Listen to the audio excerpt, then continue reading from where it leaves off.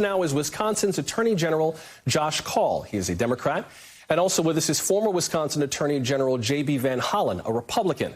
They are the co-chairs of Vote Safe Wisconsin, an effort to expand absentee voting and secure polling places despite the pandemic. Gentlemen, good to have you with us. And Josh, let me start with you. What lessons are you applying from April's primary to improve how you deal with the November election? One of the benefits we have now that we didn't have in April is that we have the benefit of time. The April election happened soon after the pandemic really hit. And so there wasn't as much preparation for it as you'd like to see.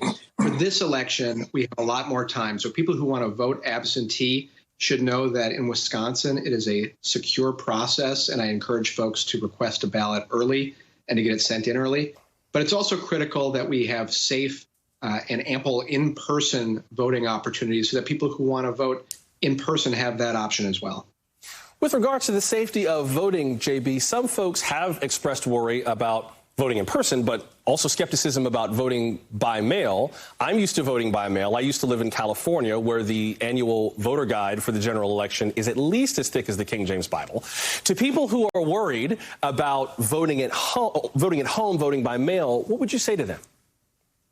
You know, it's very simple and secure in Wisconsin. One of the benefits we have is before COVID came around, we had a mail-in voting system of absentee ballots that required you to have a witness signature, required you to have a photo ID, and required you to actually request the ballot. Something that's very easy to do, but it's also something that's very secure. It's something I think satisfies both sides of the political aisle. And I think with General Kaul and myself and our coalition right now, we have the opportunity to get the message out well in advance of our elections so people have the opportunity to take advantage of that. Josh, what is your number one worry with the November election coming up? Is it something within your control or beyond your control?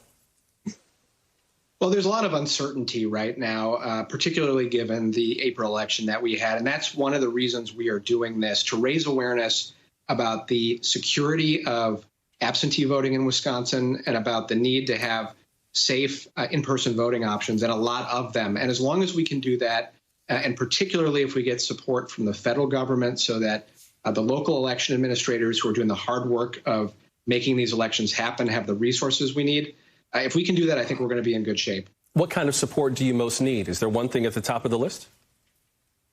The biggest thing would be resources. There's a need to open locations. Some places have begun paying poll workers more than they normally would.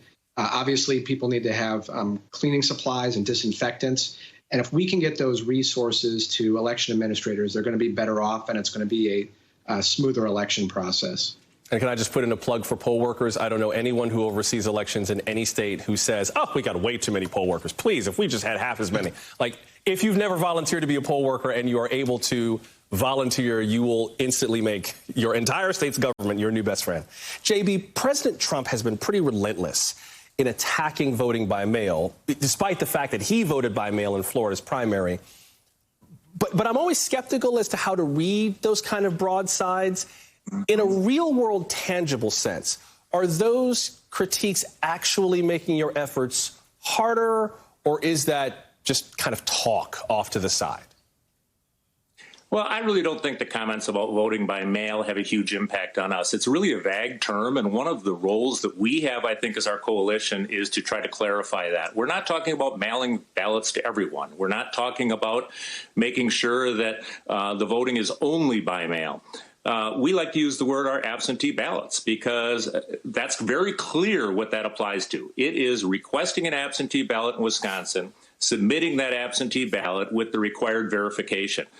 So I don't think Wisconsin is really subject to concerns about voting by mail. We just want to make sure that the general public knows how to do it and does it in a timely fashion. And Josh, if there's one thing very briefly that you would urge people to bear in mind if they want to vote by mail in Wisconsin, what should they know briefly? Well, about 2.7 million registered voters in Wisconsin are going to be receiving an application in the mail. If you want to vote by mail, you can return that application and a ballot will be sent to you. But otherwise, go to the Wisconsin Election Commission website and you can get the information you need to register if you need to and to vote. Wisconsin Attorney General Josh Kaul and former Attorney General J.B. Van Hollen. Gentlemen, it's been good having you both with us. Thanks very much. And thank you for making